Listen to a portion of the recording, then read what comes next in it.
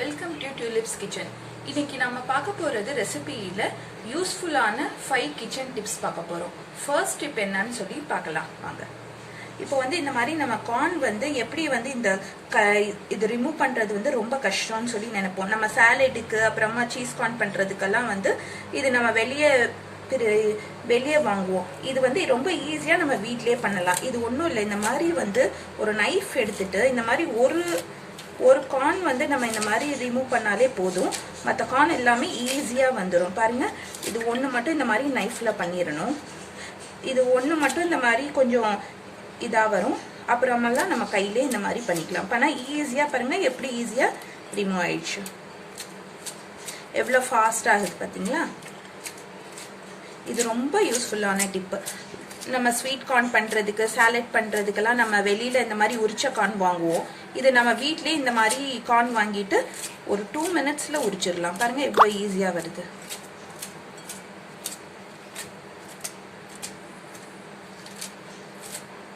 நம்ம நைஃபும் யூஸ் பண்ண வேணாம். ஃபர்ஸ்ட் ஒரு வாட்டி மட்டும் கஷ்டமாக இருக்கும், அதுக்கப்புறம் ஃபுல்லாக ஈஸியாக வந்துடும்.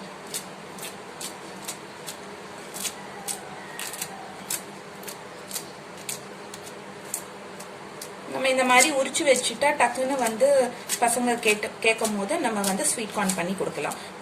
இந்த மாதிரி உரிச்சு நம்ம ஃப்ரீசர்ல கூட வைக்கலாம்.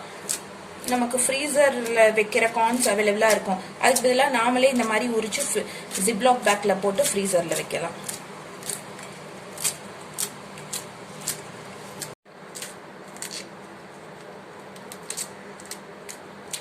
கஷ்டமாவே இருக்காது, ரொம்ப ஈஸியா வந்துடும். அந்த ஒரு ரோ கழட்ட தான் கொஞ்சம் ஹார்டா இருக்கும். ஒரு ரோ கழட்டிட்டீங்கன்னா ஃபுல்லா ஈஸியா வந்துடும். இப்ப பாருங்க ஃபுல்லா நமக்கு ரிமூவ் ஆயிடுச்சு. இப்போ ரெண்டாவது டிப் நம்ம வடிகட்டி இந்த மாதிரி கருப்பு கருப்பா இருக்கும். இதுல டீ வடிகட்டினாலும் நமக்கு டீ வடிகட்டவே வராது. இது எப்படி ஃபுல்லா ரிமூவ் பண்றது, புதுசு மாதிரி பண்றதுன்னு சொல்லி பார்ப்போம். அதுக்கு இந்த மாதிரி ஒரு பழைய நம்ம யூஸ் பண்ணாத ஒரு டூத் பிரஷ் இருந்தா போதும். இப்போ எப்படி பண்ணலான்னு வாங்க பார்க்கலாம். இப்படி அடுப்பு நம்ம ஆன் பண்ணிக்கணும். ஆன் பண்ணிட்டு இது நல்லா ஹீட் பண்ணிக்கணும். இந்த புகை வர மாதிரி நல்லா ஹீட் பண்ணிக்கணும். நல்லா சூடாகட்டும். இந்த வடிகட்டி சிம்ல வச்சே கொஞ்சம் நல்லா சூடு பண்ணிக்கோங்க. இப்போ இந்த மாதிரி டூத் பிரஷ் எடுத்து இந்த மாதிரி நீங்க அழுத்தி தேய்ச்சினீங்கனாலே இந்த டஸ்ட் எல்லாம் வெளியே வந்துடும். இந்த பழைய டீ தூள் எல்லாம் கலந்து வந்துடும். நம்ம இந்த மாதிரி இது சூடு பண்ணி இந்த மாதிரி பிரஷ்ல தேய்க்கணும். இப்போ பாருங்க உங்களுக்கு தெரியும். இப்போ பாருங்க, இங்க பாருங்க வடிகட்டி எல்லாம் வந்துடுச்சு வெளியே. நமக்கு தேவையில்லாத டஸ்ட் எல்லாம் வந்துடுச்சு. நம்ம இது ஆறிச்சுன்னா பின்னும் ஸ்டவ்ல சூடு பண்ணி இது ரிமூவ் பண்ணிக்கலாம். இப்போ பாருங்க கிளீன் ஆயிடுச்சு. எவ்வளவு கிளீன் ஆயிடுச்சு பார்த்தீங்களா? வடிகட்டி ஃபர்ஸ்ட் எப்படி இருந்துச்சு, இப்போ இந்த டஸ்ட் பாருங்க ஃபுல்லா நான் அந்த பிரஷ்ல தேய்ச்ச டஸ்ட் ஃபுல்லா ரிமூவ் ஆயிடுச்சு. இப்போ தேய்ச்சிட்டு நம்ம ஒரு நல்லா ஒரு கம்பி நார் போட்டு நல்லா ஒரு வாட்டி தேய்ச்சிங்கன்னா கிளீன் ஆயிரும். இப்போ புதுசு மாதிரி ஆயிடும். இப்போ தேர்ட் டிப் தான் நம்ம பார்க்க போறோம். இப்போ லைட்டர் வீட்டில் ரொம்ப இந்த மாதிரி நம்ம ஸ்டவ்கிட்டே வைக்கிறனால ஆயில் படிஞ்சு அசிங்கமா இந்த மாதிரி இருக்கும். இந்த லைட்டரை எப்படி கிளீன் பண்றது தான் காமிக்க போறேன். இந்த மாதிரி ஒரு ஸ்க்ரப் எடுத்துக்கோங்க. ஸ்க்ரப்ல நம்ம எப்பவும் பாத்திரம் விளக்குற ஸ்க்ரப், அதுல டூத் பேஸ்ட் எடுத்துக்கோங்க. கொஞ்சோண்டு டூத் பேஸ்ட் எடுத்துக்கிட்டு நல்லா இந்த மாதிரி தேய்க்கணும். இந்த மாதிரி தேய்ச்சிட்டு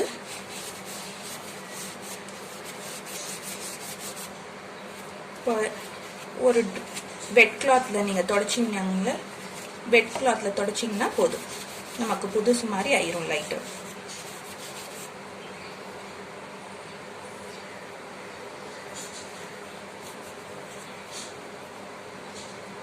டூ மினிட்ஸும் ஆகாது.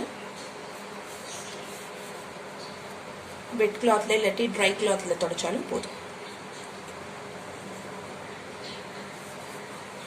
இப்போ பாருங்க எப்படி புதுசு மாதிரி லைட்டர் ஆயிடுச்சு. இப்போ ஃபோர்த் டிப்ஸ் தான் பார்க்க போறோம். நம்ம சில்லி ஃபிளேக்ஸ் வெளியே ஷாப்ல எல்லாம் வாங்குவோம். அது பாட்டில் 150 250 அந்த மாதிரி இருக்கும். நம்ம வீட்லயே ஈஸியா சில்லி ஃபிளேக்ஸ் பண்ணலாம். இந்த மாதிரி காஞ்ச மிளகா காம்பு எடுத்து வச்சுக்கோங்க.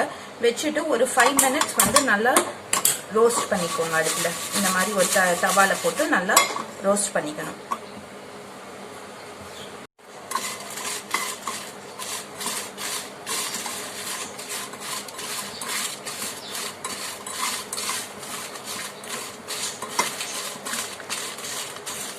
இப்போ இது நல்லா நம்ம வந்து டோஸ்ட் பண்ணிக்கிட்டோம் ஒரு 5 minutes.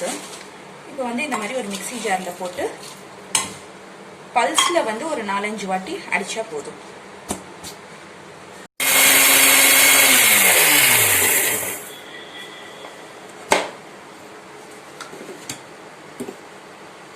இப்போ பாருங்க நமக்கு சில்லி ஃப்ளேக்ஸ் ரெடி ஆயிடுச்சு. இது நம்ம ஒரு பாட்டிலில் கண்ணாடி பாட்டிலில் போட்டு ஸ்டோர் பண்ணி நான் 1 month 2 monthனாலும் வச்சுக்கலாம்.